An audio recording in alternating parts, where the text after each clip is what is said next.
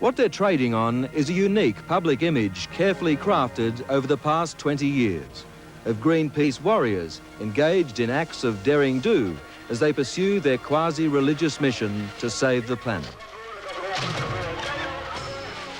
Greenpeace speaks of bearing witness to mankind's corruption of the world environment. Like any religion, it's turned persecution into a virtue and, thanks to the French Secret Service, has its own martyrs. But like most religions, it's also a big business, with a worldwide annual turnover approaching $200 million. Would you like to do your bit for the earth? For Australians, the price of joining the Greenpeace crusade is $35 a year for individuals, $50 for families. And 87,000 people have parted with their money to make it by far the biggest of the nation's environment groups, with an income of $5 million last year. So we provide you with information which you don't get through the media. But what's never mentioned is that up to 40% of the take ends up in the pockets of the recruiters. Nor are Australians told that 12% of what's left is sent abroad to Greenpeace's multinational parent. For while it's registered as a charity and pays no income tax, this is a franchise business, the McDonald's of the environment, tightly controlled from its world headquarters in Amsterdam and doing precisely what it's told to do and when. So yes, the agenda is being set internationally because we think we need to have international solutions to the problems that we face. The company itself, which holds the rights to use the name Greenpeace in Australia, consists of 50 or so voting members, and those people own the company. Greenpeace Australia's Executive Director, Paul Gilding. Right? You say 50 people have voting rights in Australia. Mm-hmm. You've got a membership of 87,000. Mm.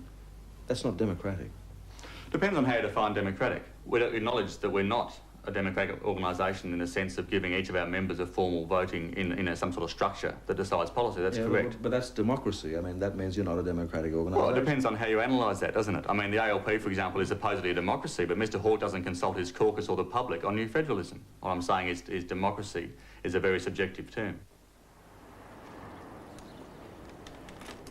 It's precisely because of Greenpeace International's subjective view of democracy that Paul Gilding has pedalled his way to the top of the Australian franchise.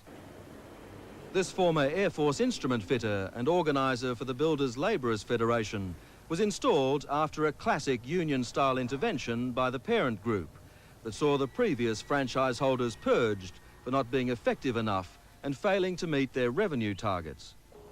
Gilding has become the scourge of a string of Australian companies for his very public direct actions against alleged environmental offenders. Where's the SPCC? Why aren't they here protecting the environment? BHP's poisoning this place and nothing's being done. But while much of the media is only too willing to endow Greenpeace with a monopoly on rightness and sincerity, its tactics and scientific conclusions are being increasingly questioned. Greenpeace itself is in the dock. They rush in like green gorillas.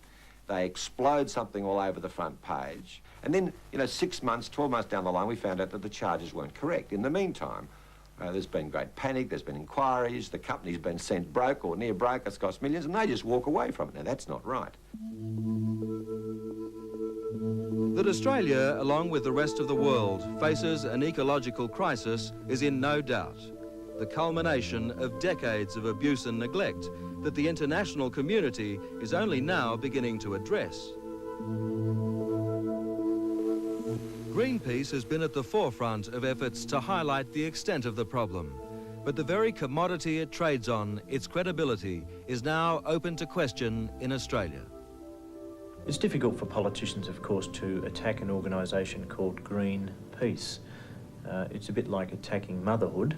You don't mind going for the mother, though, do you? Well, I think they treat the truth with scant regard quite regularly. They don't really care very much for the truth, and that's that. And I think that's very worrying because I think the environment movement have a damn good argument. They see themselves as the prophet of the new order, and their duty is to make the rest of the human race conform to standards of behaviour which Greenpeace believes are appropriate.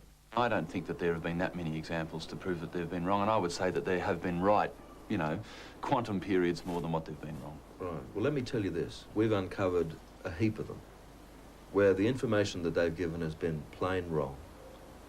Some people say dishonest, lies. Give me some examples and then we'll know what they are. Well, let's start with New Farm. You're aware of what happened down there? Sure.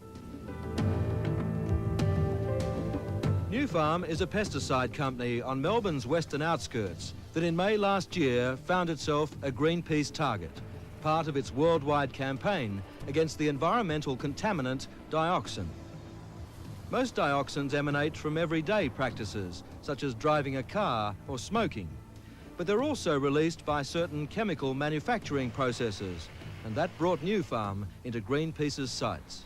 The reason we targeted New Farm was part of a campaign to draw the attention of the public to the toxic load problem in Australia and all its manifestations. So you're merely using this as an example Absolutely. to press home a message. And we're going to close that valve off. We would request that you avert the need to do so by closing your plant down. As in all Greenpeace actions, the media was the messenger of alarm. The theatre and extravagant hyperbole, perfect fodder for the 6 o'clock news. Was resulting in illegal effluent discharges 100 million times greater than USA EPA standards. In their hands, courtesy of Greenpeace, fiction became fact. It would be very hard for the media not to believe Greenpeace in the first instance, because Greenpeace came out with such outrageous claims and of such a severe nature that no one would expect them to make those if they hadn't done their homework and they weren't backed up with science. So the bigger the lie, as Goebbels said, the more plausible. I guess that's an element there. Greenpeace claimed the dioxin discharge from New Farm posed a threat not just to marine life, but human health. It was to cost the hard-pressed Victorian taxpayer $1.5 million to examine a threat that simply wasn't there. What scientific evidence did you use to go into your action against New Farm? Which you described, didn't you, as one of the world's worst catastrophes? We didn't describe it as that. We said it may be one of the world's worst catastrophes. And we had a very good... On what basis did you say that? On the basis of our sampling. And indeed beyond that... Sampling where? My understanding is that it was taken at the point of New Farm's effluent leaving the factory. Which would be, obviously, the most potent source of the toxin, wouldn't it? Absolutely. The task of clearing the air over New Farm fell to an independent inquiry headed by Professor Ian Ray, the Dean of Science at Monash University. I think the initial accusations that dioxins were going down the drain are right. The deductions from those accusations, the deductions that this was a danger to the health of the people at Melbourne, I think that was an exaggeration. Was there any threat to human beings at all? I don't think so, no. None whatsoever? No. And yet here we had at the time Greenpeace saying, we're going to have some very, very sick people on our hands. I think that's right or wrong? That's an exaggeration.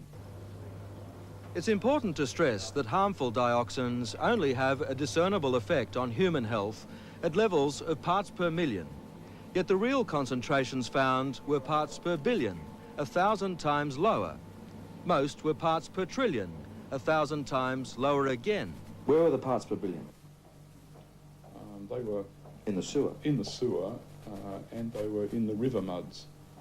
Right, so right outside New Farm, it was parts per billion. Yeah. I mean, no one would stick their head in a sewer, would they? No self-respecting fish would go up a sewer, would they? True enough, but it then goes down to the treatment plan, and I think there Greenpeace didn't have the facts. They were making deductions from what facts they did have, and they turned out not to be correct deductions. But there are more dioxins coming out of the exhaust pipes of cars in Melbourne than there are out of New Farm. That's the truth, isn't it? That is the truth. That is, in some ways, the truth, but that's not the point. The point is that all of these substances in synergy form a toxic cocktail. But having been singled out on the basis of flawed evidence, New Farm was shut down and a full inquiry ordered. And there'll be an examination. If the examination is not satisfactory or complete within 2 days, then production will cease. It was to cost the company $6 million to clear its name. It is clear that the Victorian government felt, I believe, inclined to believe Greenpeace that was coming through the media. I really think that the state government felt that that was the truth of the issue.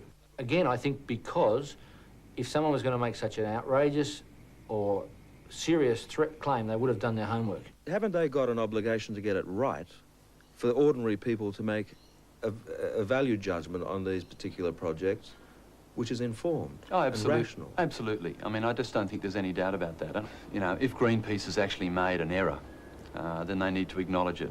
But far from being contrite, Greenpeace chooses to simply compound the lie. In the New Farm instance, do you think you got it right? Yes. You do? Yes. Absolutely.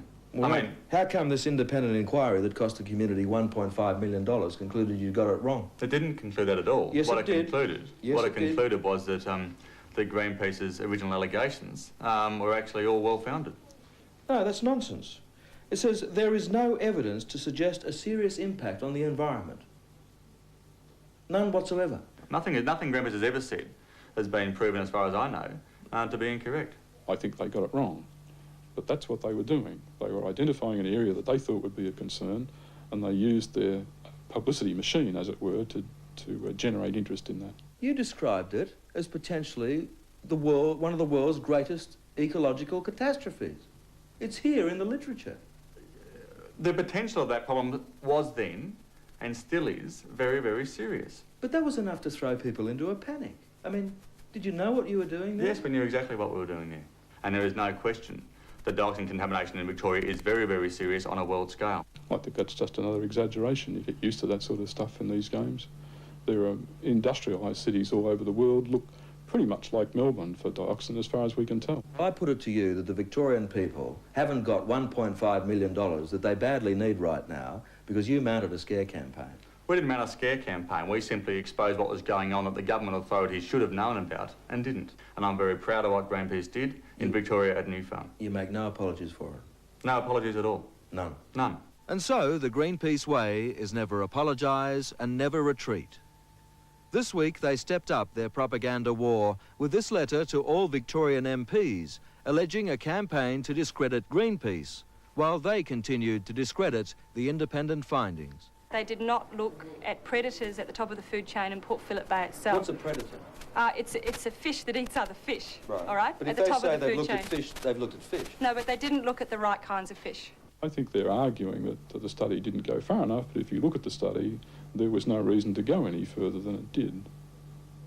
So Greenpeace is struggling, I think, to make capital out of a big investment that they made last year in this. If they've got it right to an extent, which justifies their concern about it, and there is some fiddling at the edges and the fringes, which means that it's not absolutely wrapped up in a pack, well, we can say, OK, a mistake has been made. There's a degree of imperfection here, but it doesn't... You used the word fiddling there. Is that what you think might have happened? Well, not fiddling's probably not the right word, but... Exaggeration. Well, no, but that maybe they didn't know specifically at that point in time and hadn't a degree of exactness which would satisfy us at this point in time in hindsight. Right, but do you think it's right to embark on an action without getting the facts right in the first place? Well, you know that no conservationist would think that that was right, and neither would Greenpeace. One of the reasons we're being attacked by so many people lately is because we are so successful and therefore we threaten an awful lot of people. The better you are, the more you come under attack, and so in many ways it's a thing we like to see because it means we're doing a good job. Greenpeace did a job on New Farm all right, and there've been others too. As we'll see, economy with the truth is matched by a conviction that the Greenpeace crusade is above the law. Now, we're not here to win popularity stakes, we're here to change the world. And in part two, the Federal Resources Minister accuses the big Australian BHP of cowardice in its approach to Greenpeace. When Graham Davis continues our cover story after a break.